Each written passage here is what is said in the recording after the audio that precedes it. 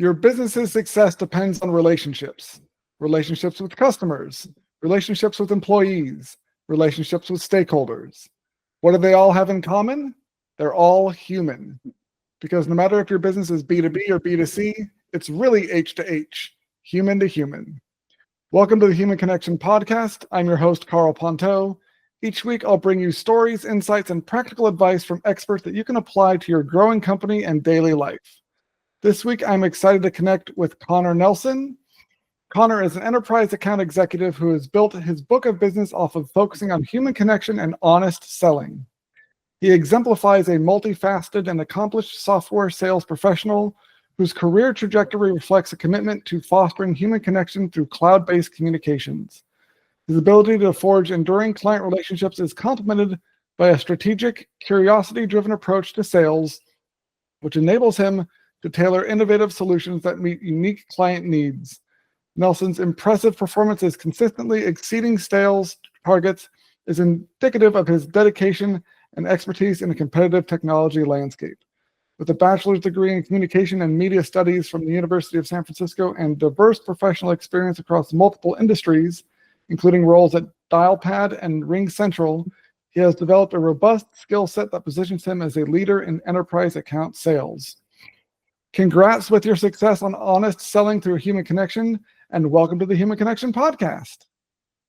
Thank you so much, Karl. Look forward to being here. I'm excited to have this conversation with you today. And thank you so much for the kind intro. Love it. Love how it was built and look forward to having this meeting with you guys. Awesome. So I love something that stand out to me in the intro there was curiosity-driven approach to sales. Please tell me more about how you use curiosity to build better relationships with your prospects. Absolutely. I think curiosity is pretty much the bedrock for all relationships that we have in our everyday life. When you meet people, you become friends by asking questions, and then those questions lead to either a shared experience or something that you can appreciate in the other person. And the same has to go for business. At the end of the day, the person on the other side of the call or on the video chat is another human being just like you and I, right? They wake up in the morning, they put on their socks and their shoes, and they begin their day just like the rest of us. And they want to be treated like that, right? They want to be treated with the personal touch that you would have with anybody else that you're interacting with, that you want to build a constant relationship with.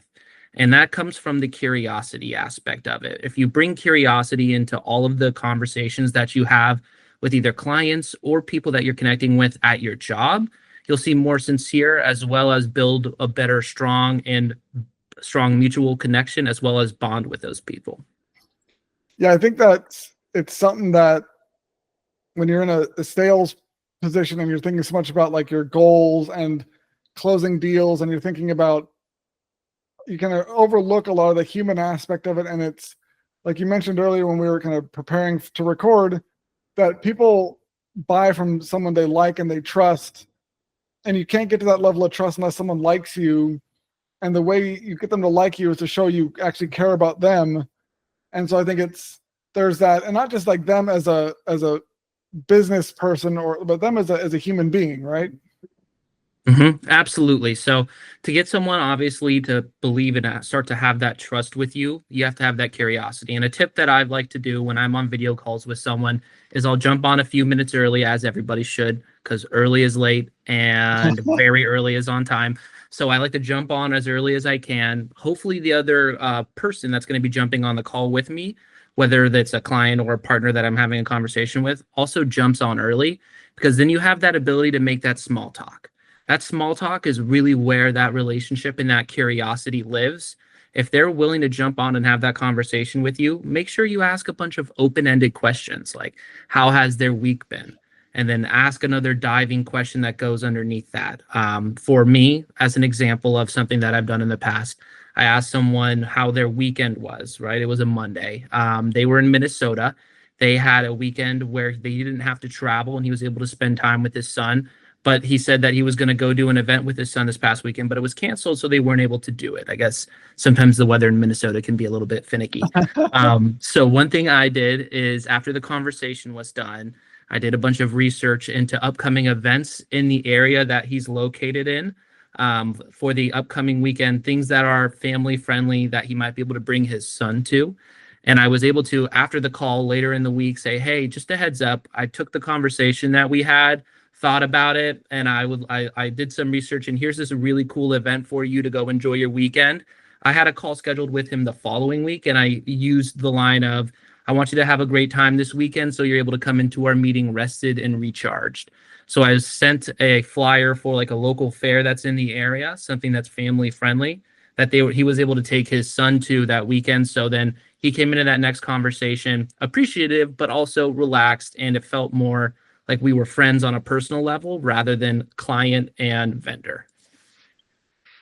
Yeah, and that's awesome. The example of how to go the extra mile and show that you're listening to what they said, and you picked up on how disappointed he was that he wasn't able to do something with his son, and you went out of your way to save him the time of finding another activity to do with his family. And I think while there's this kind of, you're doing it because you want to build a relationship so you can close a deal, but it's still like, if you don't care enough about them to listen and to actually take the steps, even though it's with the motivation, I want to sell to this guy, the act still makes him feel good. Like, it doesn't detract from the good you're doing for someone else because you heard and felt their disappointment at something happening and made a difference in their life. So I think that's so cool how you went the extra mile there. And so what's the kind of, what inspired you to kind of have this process to your sales approach? Yeah, no, absolutely. And I would say it's because early on in my career, I was kind of running into a wall. I felt like I was losing opportunities to other competitors who maybe their product wasn't on par with what I was bringing to the table, but they had a better relationship with the buyer. So I was able to I had to think creatively about how I was going about the motion of selling in my everyday life. And I realized that you need to have that curiosity to build that relationship. But the curiosity that you have to come at it with, you can't come at it from the mindset of thinking there's a sale at the end of this road. If you come at it with the mindset of you're building a relationship to keep the conversation going and to build that trust and familiarity, then that comes down the line, right? Because, I mean, for an example, I'm in enterprise sales, so typically our sales cycles are anywhere from bottom line 3 months to most of the time 9 months to 12 months. So that's an investment in the relationship. That's what, 20, 30 phone calls in between that time before implementation. That's time that you have to spend having conversations that are on a level that's deeper than just what the product does and how it would fit into their everyday life and their system. So I learned that early on in my career. But then when I made the jump to Ring Central, which is another company in the space, I learned a term called RBE, which is Relationship Building Experience or Exercise. That's something that I brought with me over to Dialpad. And what it is you want to make sure that with every single project that you have or someone that's your personal point of contact moving forward, you have at least one type of RBE in the beginning part of the relationship. That could be something as simple as noticing on camera that they have something in their background. Like if you have a bunch of books in your background, if I had better eyesight, I'd be able to see what those books actually said. And if I was able to see what those books said, I would get an idea of what you like to read and therefore what are some of your interests. I would then on the back end in my everyday life, go ahead and look up either other things done by that author, events, things or ways that I can kind of build a mutual connection for a shared interest and talk about that with you on the subsequent following phone calls. Shows that you're paying attention to what's going on with your customer, as well as you're trying to learn a little bit more about them rather than just what's their procurement process. Yeah, and I think some initial responses people might have is like, that seems like it takes a lot of effort and time but I can, over the course of these long sales cycles and the size of the deal, volume is not the solution, because if you're not going to be able to close them all if you don't invest this much into the relationship building. So I think, because people might be going, oh, I don't have time to look up books or time to research an event for someone, but it's like, but if your aim is to build a relationship, and if you're not trying to build a relationship, what are you doing in enterprise sales? Like, this is the way to actually get the results you want, and it's not about pushing or trying to shorten the sales cycle or speed it up in a natural way. It's about going back to building relationships on a human-to-human level, which often requires these slower, smaller steps that take a little bit more time, but actually show that you care about who the person is as a person first. And I think that's a mindset shift that needs to happen in the business world, to go away from just focusing on the numbers. Like, what are the relationship building steps I can take to make those numbers look the way I want, instead of trying to skip the necessary relationship building? No, absolutely. I mean, everything's an investment, right? It's about what you're willing to invest in your everyday life. A lot of people, they wake up and they'll invest in themselves by going to the gym. They'll invest in themselves by reading a book and improving their reading skills, or that's just how they like to spend their everyday life. So it's about what you're willing to invest in. And when it comes into sales, or as well as business in general, because it's applicable for all, if you're willing to invest in the relationships that you're working to cultivate in your everyday life, that will pay dividends down the line. Just like any good investment, right? You can't invest immediately and then pull out a week later and think you're going to get the maximum return possible. So you want to be able to make sure that you're investing in something that has duration. You're investing in something for the long run. And if you try to keep your mind clean of there's an outcome that needs to happen because of it, and just focus on there's an outcome that could possibly happen, and the way to make that happen is by just being genuine with people, then you're going to find a lot more success, and you're going to make a lot more friends. You're going to make a lot more connections in the business world as well as your everyday life. I mean, that's at least what I've found since moving to enterprise sales, is everything is relationship based. Projects are going to cost close to and usually over 6 figures, which means you're going to need approval from VPs and C-suites. So your champion, who's internally sitting in rooms speaking on your behalf, their career a lot of the times is either on the line, or their career is up for promotion, and it's all dependent on how well your software with the tool that you're giving them works in their environment. So if they're going to choose you as their long-term account representative, you need to make sure that you have a good relationship with them, because people buy from people they like. As we mentioned earlier, people buy from people they like, and they're not going to buy from someone they don't like when they know that their career is on the line.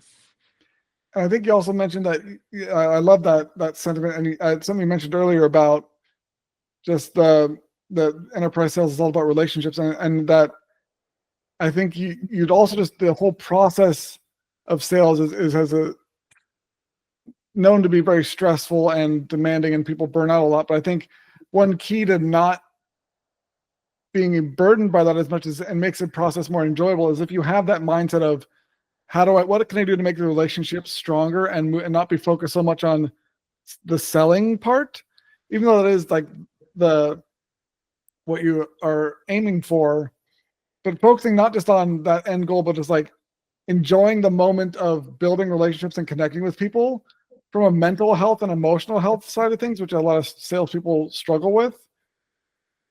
I'm sure that helps the process as well, because you're doing things that are fulfilling on a personal and a human level, because you're connecting in a more natural way. And those relationships, I'm sure, even if that one deal doesn't go the way you want, those people will probably will be moving to other companies and have other opportunities that can connect you with someone else, and they're going to want to refer you to them because they like you. You're a friend. You're not just the guy that tried to sell them some stuff. You have a relationship with them, and so it makes again, even longer term success in enterprise sales much smoother and enjoyable, because you're building these relationships and worrying about the deals closing as the secondary focus, and not the only thing that matters. Yeah, it's once you start to focus on the end goal, which is what you think about at the end of the day, is like a payday of getting a commission check from making a big sale. That's when it becomes a really like grueling job to wake up in your everyday life, because these are such long investments. These are such long sales cycles that if you don't bring a genuine curiosity as well as like kindness to every phone call, then you're going to get really burnt out, because it's just going to feel like another turn and burn. Oh, it's another call with procurement. It's another call with an engineer to go over an aspect here that they have questions about. So if you take it out of your mind that there needs to be like an instant gratification, which is something that we all face problems with in our everyday life, including myself, if you can remove the instant gratification, which is very hard to do, and focus on just enjoying the fact that you are able to talk to someone on the phone that you've barely met, make potentially a new friend as well as potentially a new connection, that's going to be a good resource for you. And if you come in with that mindset of just being present in the moment, it makes it a lot easier to go through the years upon years of sales when they kind of just start rolling over, because a lot of times like the deal is very similar from something else that you've sold in the past. So a lot of times it feels a little bit redundant, where it doesn't need to be redundant, as in the personal relationships you build with people in the individual projects. That's a challenge in and of itself. That's what differentiates each project from each project, is when you build that personal connection with someone and then they take that on in the future. Like I said, it's an investment, right? It's not something you can just take out immediately. Maybe you don't win the deal. Maybe they go to a new company in 2 years. They find you on LinkedIn, like we connected on LinkedIn, and they reach out to you and say, hey, we had a great experience. We're in the search for another vendor again. Could you come in and give us an RFP, or come in and have that conversation? And it comes back around. So it's an investment in your career as well as your personal life. That's what I think. Yeah, that's super valuable insight, and I think listeners probably would want to know, okay, what's something they can do like right now to help try and make this mindset shift? Because I know it's not something you can just like flip a switch and change your habits and patterns, but what's a way you recommend people start this process on the right foot and start making this shift over to being curious and building these relationships? Yeah, absolutely. First off, it's a mindset. So you got to switch on from being just repetitive in your everyday motion and maybe taking it for granted to enjoying the fact that you're hopping on the 15th phone call with the same person in like a 4-month span. So remove the feels like it's mundane every day out of your head. And then also like tips and tools wise for every phone call. One thing I like to do, and I found that it's not stable within the industry, is I'm always on video. No matter how my day is going, I am always on a video call. So whether the client's on a video call or my teammates are, I am. So I am, because I believe I am the face of every single conversation that someone has with us in relation to Dialpad. I am the face for them of Dialpad. So they should be able to see how I look, see my interactions, see me engage with the conversation. I found that people, when they see your camera on, typically feel pressured to turn on theirs. When they turn on theirs, that's when you can hopefully see a little bit about them. Maybe they're wearing a shirt of something they like. I found that someone wears a shirt of like Iron Man. I'm like, oh, they're into Marvel. There's a note. I write down they're into Marvel. Maybe a Marvel movie comes out that year. I reach out and I ask if they've seen it. That there's the personal connection. So having your camera on usually forces other people to have their camera on, as well as get to every meeting early, not just to be the early one, as you should be the early one, especially if you're in sales, but to be the one that's there to have the small talk. Because the small talk is where you learn a lot about people, what they like to do in their personal time. I ask very specific questions. How was your weekend? What did you do this weekend? How was your week? Was there anything fun that stood out to you about the week that you just had, if we're talking on like a Thursday or a Friday? So then I'm able to get those individual little tidbits and facts about people so that I can start to build the curiosity and start continuing to ask them and go down that path with them. So those are super simple tricks that I found are very successful for me on phone calls. That's awesome, Joe.